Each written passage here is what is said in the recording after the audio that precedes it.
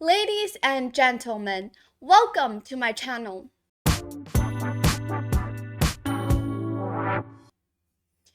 Alright, I think you guys all know that we now have a new world chess champion, and it is none other than the 18-year-old Indian chess prodigy Gukesh Dommaraju. And what's more crazy about all of this is that he is the 18th world chess champion, but also he is 18-year-old, and that's somehow like a lucky number.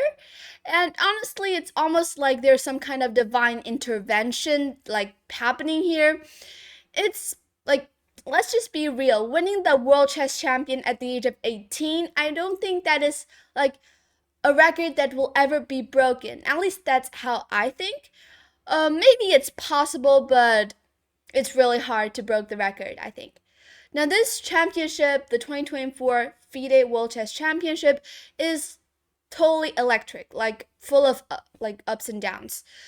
It all kicked off with Ding winning the first round, and actually, this first win by Ding is a shock to many people because before this event, it's like most of the people they think Gukesh is going to win this with ease, because Ding is struggling a lot in this whole year, and Gukesh has been playing so many good results in many huge tournaments. But after Ding's first win, it's no longer a one-sided prediction. Some people are now thinking that, okay, Ding might be back into his best form. And yes, Ding did put up a really good fight. Round 2 ended in a draw after round 1, and I'm going to skip round 2 because here basically I'm not going to cover the drawn games. But if you're into these drawn games, you can actually check out other videos that are on YouTube, covered by, for example, Hikaru Nakamura. And actually, he has been lightning fast with their post game breakdowns. Seriously, he uploads all of these recaps really fast. I mean, this guy is just incredible. And for my coverage, I'm only focusing on these games that have a winner and a loser, no draws. And so today, let's dive into round 3, which there is a winner and a loser, not a draw. And I hope you guys enjoy this one. Alright, so in round 3, Gukesh is the white pieces and Ding is with the black pieces. This is round 3, and round 1, Ding won, and round 2, they ended in a draw. So right now, this means that Ding is in a 1-point lead, but still, this is just the beginning of the tournament, so anything can happen. It's just a 1-point lead, and I'm pretty sure that Gukesh can catch back. And in this game, he did play a really, strong, he did put up a really strong fight and come back. Alright, so let's start with this game. Gukesh with the white pieces started with d4, and Ding played knight f6. Gukesh here played knight f3, and d5 was played, so nothing strange about the opening. c4 and e6. This is the queen's gambit declined, and after c takes d5, e takes d5, knight c3 was played. This is the exchange variation of the queen's gambit decline, and c6 was played. Queen c2, very logical to prevent bishop f5 ideas, and g6. So g6 is actually a very flexible move. Not only that it allows the bishop to come to g7 at some point, but also gains control of the f5 square, allowing the bishop to come to f5 at some point to gain control of this diagonal, as well as attacking the c2 queen. g6 was played, and then the game h3 was played. Now, actually, h3 is a slight inaccuracy in my opinion because it's just not that useful or necessary here. I think what's more important for white here is actually to develop the pieces, for example, with bishop g5, creating this somehow really annoying pin. And for example, if you go bishop f5 right now there's actually just queen b3 attacking the b7 pawn. So it's not the best option for black, but black can also here, for example, if black goes bishop g7, which that is the idea of g6, but now you see that it is really hard for black to get out of this pin. For example, white can just develop with e3, and also you see that this bishop is now outside of the pawn chain, which means that it is much more active when it is inside on c1. So bishop g5 is actually a better move than h3, and actually the best move here, but h3 was played in the game. Maybe the idea was to like prevent any bishop g4, knight g4 ideas in the future, and also maybe even having g4 ideas coming up. h3 was played, and now bishop f5, attacking the queen, and of course queen b3, attacking the b7 pawn. Now, of course, black defends it with queen b6, also offering a trade of queens. Now, this is actually something that we see a lot in the queen's gambit declined, and also in many other queen's pawn opening. Queen b6 and g4 was played. So actually, Gukesh is playing really aggressive here, and this shows that he is not coming for a draw in round 3, but he is going for comeback in round 3. And g4, actually this is the follow-up plan of h3, and it makes sense. g4 was played, and now queen takes b3 first, because if you play something else, for example like bishop e3, now bishop g2 for example, if you take on b3 right now, a takes b3, the bishop somehow does not feel that comfortable on e4. Like this e4 square is a better spot for the knight to go to instead of the bishop. So the bishop staying on e4 is actually feeling a little bit strange, and probably in the future it will at some point go to c2. Then this will just be a loss of tempo for black, and it's unnecessary to do that. And that's why in the game queen takes b3 was played first, and after a takes b3, bishop c2 was played. You see that now if you go bishop e4, I mean it is just unnecessary, because bishop c2 is like clearly better than bishop e4, also attacking this b3 pawn. Alright, now reaching this position, we see that both sides have the queens swapped off the board at a very early stage of the game. This is only move 10, and both sides had already exchanged the queens and are going for an endgame.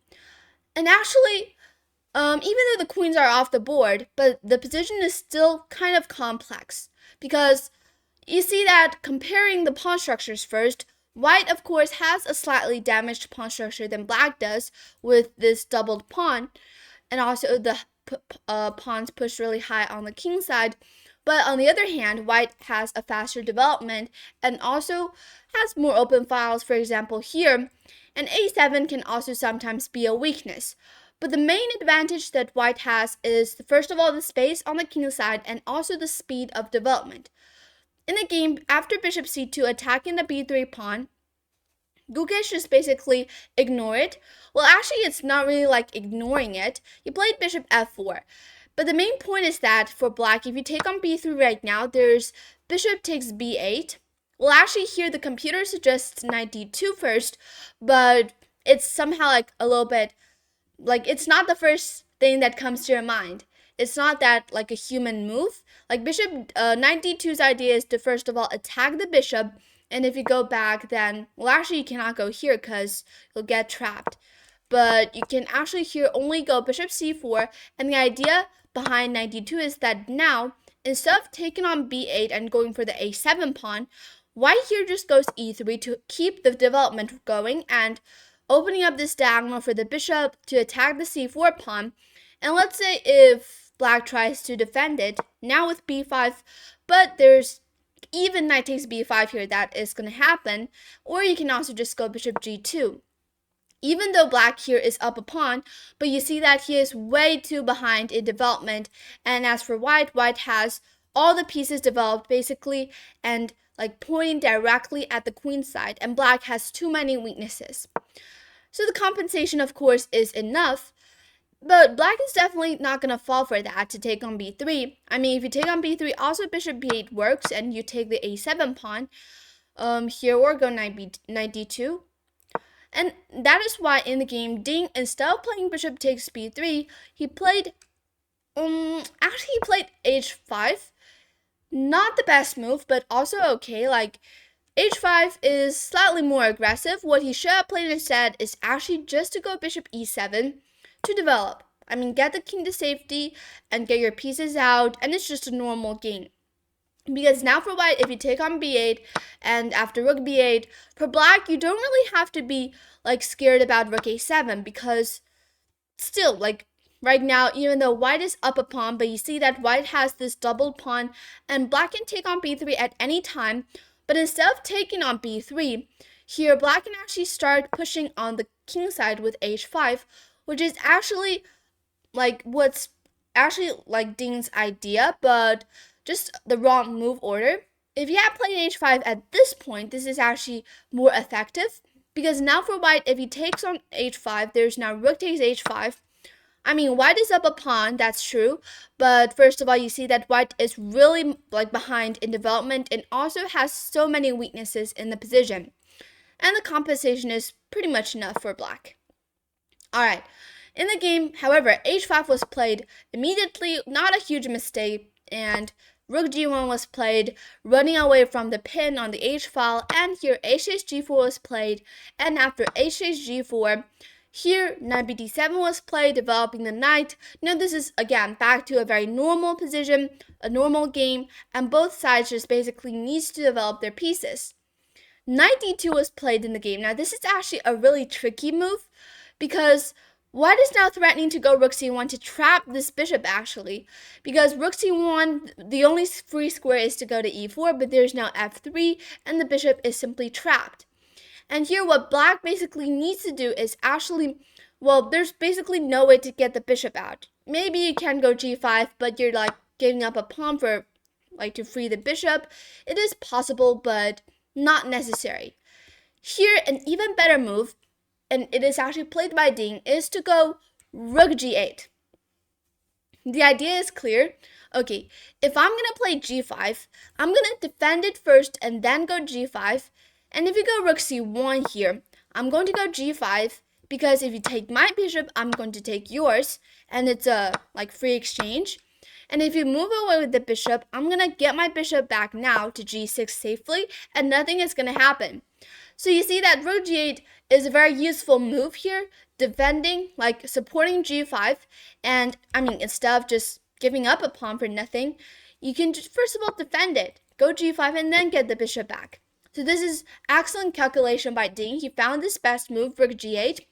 And in the game, rook c1 is possible, but instead, Gukesh here, he played g5, attacking the knight, but now this just creates this f5 square, available for the bishop to retreat back. So now black doesn't really need to be afraid of getting the bishop trapped, because it can always go back to f5 at some point. Alright, now where do you go with the knight? Actually, basically it only has two squares to go to, knight h7 or knight h5.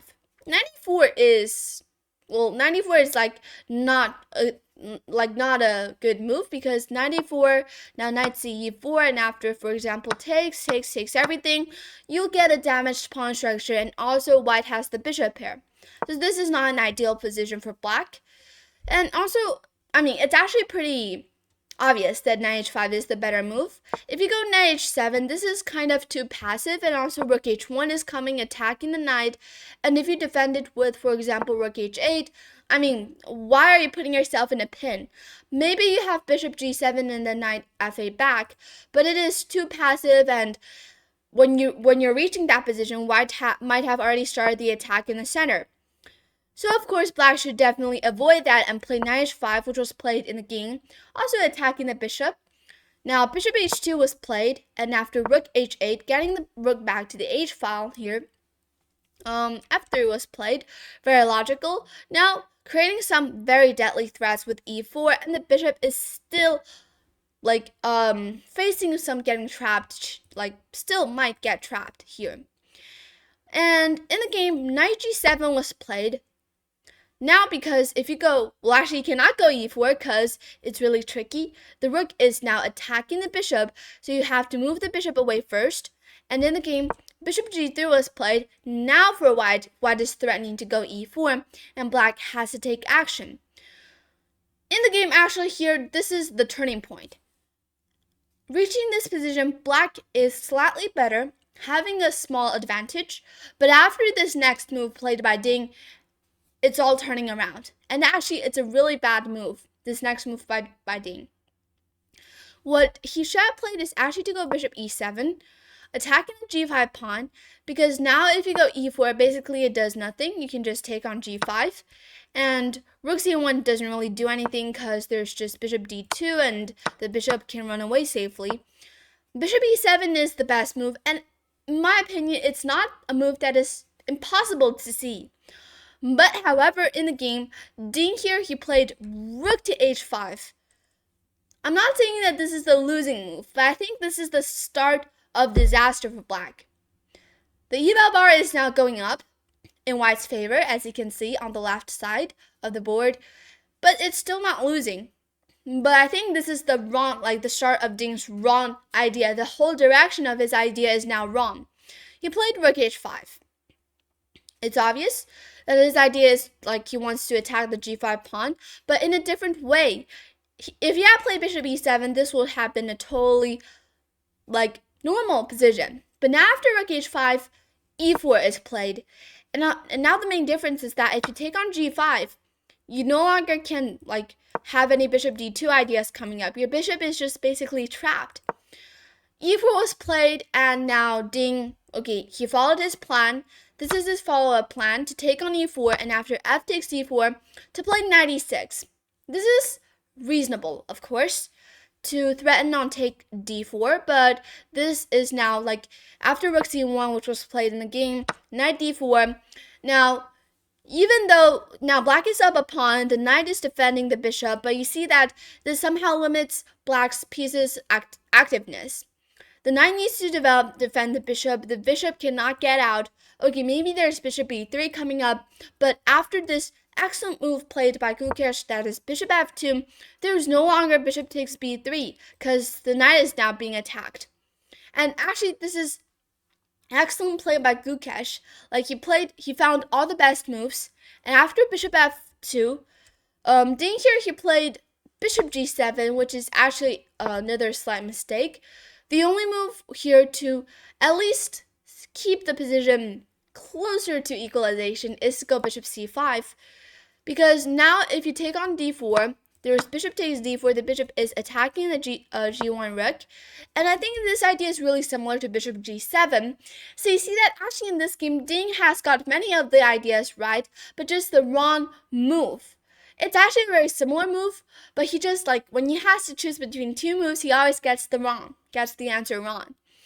Bishop c5 is better than bishop g7, but instead in the game, Ding played the move that is like worse.